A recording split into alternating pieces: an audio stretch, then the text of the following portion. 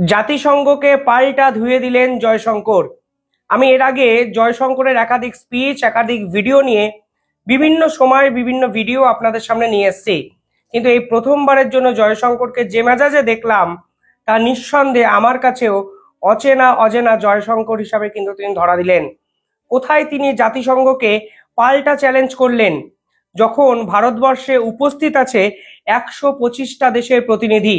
সেই 125টা দেশের প্রতিনিধির সামনে জাতিসংঘের ভূমিকা নিয়ে সরাসরি প্রশ্ন তুলে দিলেন ভারতবর্ষের বিদেশমন্ত্রী ডক্টর জয়শঙ্কর। জয়শঙ্কর বা ভারতের বিদেশ মন্ত্রকের পক্ষ থেকে এই ধরনের কথাবার্তা আসবে তা বোঝাই গেছিল যখন ভারতের একাধিক বিষয়ে প্রশ্নচিহ্ন তুলে দিয়েছিল জাতিসংঘের সিকিউরিটি কাউন্সিলের কমিশনার ওয়াল্টার টার্ক। কি বিষয়ে তিনি প্রশ্নচিহ্ন তুলেছিলেন? তিনি সরাসরি কাশ্মীরের একাধিক আইন নিয়ে প্রশ্নচিহ্ন তোলেন।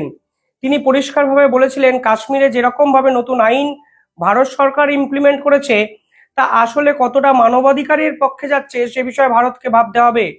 শুধু তাই নয়, কাশ্মীরের একাধিক বিষয়ে তিনি প্রত্যক্ষ এবং পরোক্ষভাবে পাকিস্তানের পাশে দাঁড়িয়ে পড়েন। শুধু কাশ্মীর নয়, তিনি মণিপুরে যে হিংসা, মণিপুরে যে ঘটনা, তা ভারতবর্ষের সরকারকে আরো অন্যভাবে পুরো বিষয়টা ট্যাকেল করারও কিন্তু পরামর্শ দিয়েছেন। সেদিন ভারতবর্ষ বলেছিল, নিজেরা আয়নায় মুখ দেখুন। অর্থাৎ বিশ্বে চলমান একাধিক যুদ্ধ বিধ্বস্ত পরিস্থিতিতে জাতিসংঘের পারফরমেন্স কার্যত যে শূন্যে পৌঁছেছে তা কিন্তু সেদিন ভারতবর্ষ স্পষ্ট বুঝিয়ে দিয়েছিল। আর এবার 125টা দেশের সামনে জাতিসংঘের পোল খুলে দিলেন ভারতবর্ষের বিদেশমন্ত্রী ডক্টর জয়শঙ্কর। তিনি সরাসরি বললেন, আমরা তো আপনার কাছে কাশ্মীর শুনিয়ে গেছিলাম, কিন্তু আপনারা এই কটা দিনে কাশ্মীর নিয়ে ঠিক কি ভূমিকা পালন করেছেন দয়া করে বলুন। We all speak of sovereignty and territorial integrity. All of us agree. It's a vital principle. It's the bedrock of global rules. After the Second World War, the longest standing illegal, I would say, presence, occupation of a territory by another country pertains to India. What we saw in Kashmir.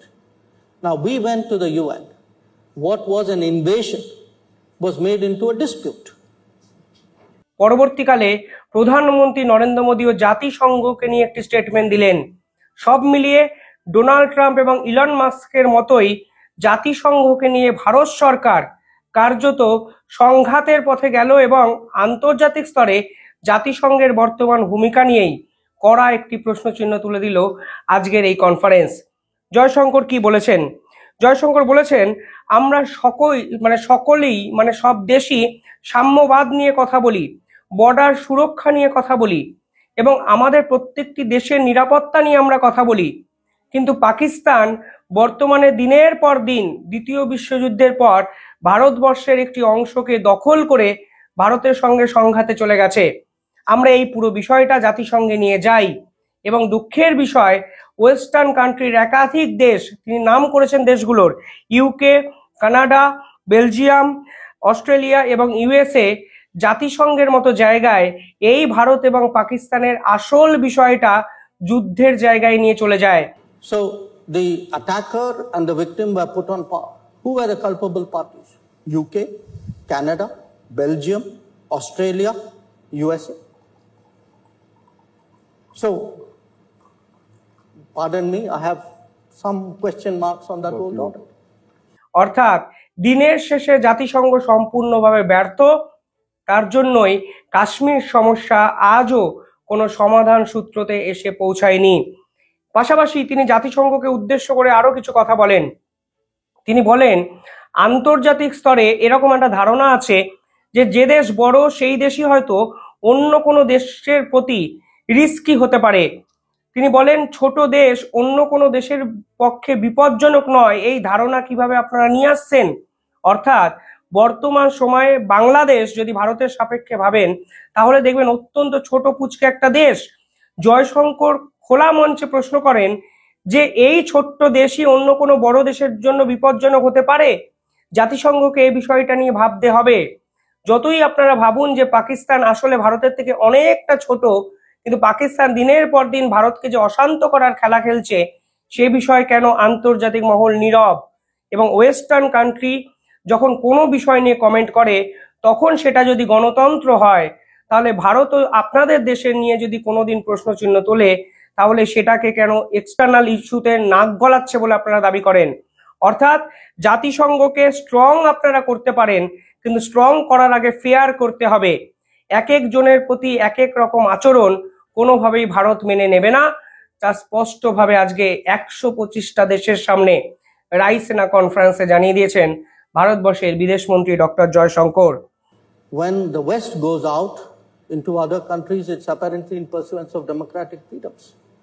When other countries come into the West, it seems to have a very malign intention. So I think we need, if to have an order, there must be fairness. I agree with you, Dominic. We need a strong UN, but a strong UN requires a fair UN.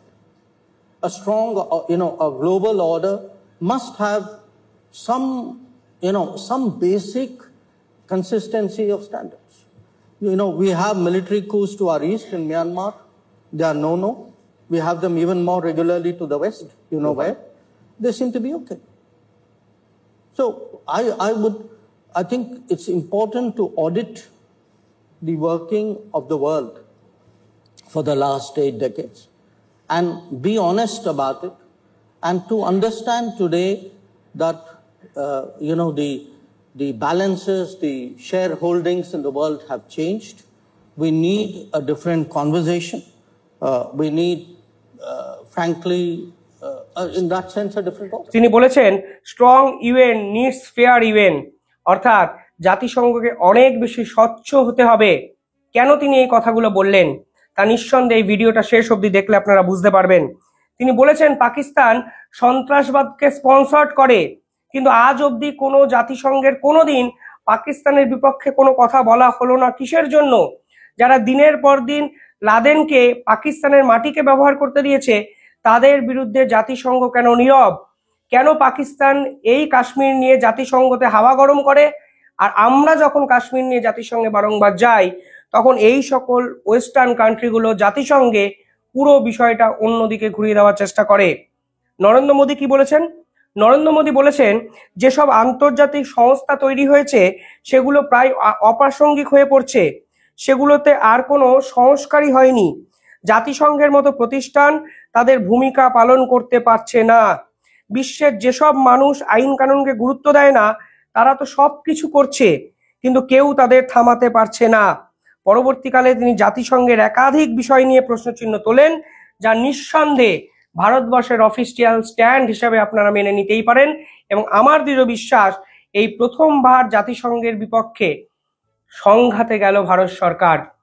প্রশ্নটা হলো এই যে Kashmir issue নিয়ে ভারতবর্ষ বারংবার জাতিসংঘ ছুটে গেছে, আজকের দিনে দাঁড়িয়ে জাতিসংঘ এক্স্যাক্টলি কাশ্মীর সমস্যার সমাধানে ঠিক কি সদর্থক পদক্ষেপ নিয়েছে যা জাতিসংঘকে বলতে হবে আন্তর্জাতিক মহলকে। পাশাপাশি দিনের পর দিন ওয়েস্টার্ন কান্ট্রি যখন যুদ্ধ বিধ্বস্ত একাধিক দেশে পরিণত হয়েছে সেই বিষয়ে জাতিসংঘ এক্স্যাক্টলি কি করেছে। পাশাপাশি ভারত সরাসরি প্রশ্নচিহ্ন তুলতেই পারে যখন ইউএসএইডের টাকা প্রত্যেকটি দেশের সরকার পরিবর্তনে ব্যবহার করা হয়েছে তখন জাতিসংঘ কি করেছে। যখন শেখ হাসিনা দিনের পর দিন ছাত্র আন্দোলনকে প্রশ্রয় দিয়েছেন, যখন এই ছাত্ররাই শেখ হাসিনার বিপক্ষে লড়াই করেছেন তখন এই জাতিসংঘ কি করেছেন? জাতিসংঘ কি সত্যি সেদিন বাংলাদেশের সেনাপ্রধানকে ফোন করে শেখ হাসিনার বিপক্ষে ডিসিশন নিতে বাধ্য করেছিলেন? এই প্রশ্ন জাতিসংঘকেই তো দিতে হবে। দিনের পর দিন ভারতে থাকা তামিলরা শ্রীলঙ্কায় খুন হয়েছেন, জাতিসংঘ একটা স্টেটমেন্ট অবধি দেয়নি। দিনের পর দিন ভারতের কাশ্মীর শুধু নয় একাধিক জায়গায় সন্ত্রাসবাদী আক্রমণ করার চেষ্টা চালাচ্ছে পাকিস্তান। চিকেন স্নেকের পিছনে পড়ে আছে বাংলাদেশ। 7 সিস্টার্সকে অশান্ত করার চেষ্টা করছে পাকিস্তান বাংলাদেশ। অরুণাচলকে নিয়ে চীনের সঙ্গে দীর্ঘমেয়াদী একটা টানাপোড়েন চলছে। কোনো ক্ষেত্রেই আজকে জাতিসংঘ কি সদর্থক ভূমিকা নিতে পেরেছে? এই প্রশ্ন কিন্তু 115 থেকে 25টা দেশের সামনে তুলে দিয়েছেন ভারতবর্ষের বিদেশমন্ত্রী ডক্টর জয়শঙ্কর। আমার মনে হয় এরপর জাতিসংঘের আর গলাবাজি করার কোনো জায়গা থাকলো না। তাই জাতিসংঘকে নিয়ে এই ধরনের কথা নিঃসন্দেহে আমার কাছে আনএক্সপেক্টেড ছিল। আপনারা কিভাবে দেখছেন কমেন্টে জানাবেন। এবং আমার মনে হয় ভারতবর্ষের এই ধরনের উত্তরটা হয়তো দেওয়াটা অনেক আগে দরকার ছিল, যে আজকে জয়শঙ্কর 125টা দেশের সামনে দিয়েছেন। আমার মনে হয় এই স্টেজটার জন্যই অপেক্ষাও করছিল ভারতবর্ষ। 125টা দেশের সামনে জাতিসংঘকে নিয়ে এইরকম তাচ্ছিল্য করা, তারপরে জাতিসংঘের যে বর্তমান স্ট্যাটাস, অবস্থান, সম্মান কোথায় আন্তর্জাতিক স্তরে থাকলো, সেটাই তো একটা বড় প্রশ্ন। জাতিসংঘের কি সত্যি দরকার আছে পৃথিবীতে? এই প্রশ্ন আমি আপনাদের উদ্দেশ্যে রাখলাম। কমেন্টে জানাবেন আপনারা কি ভাবছেন। ধন্যবাদ।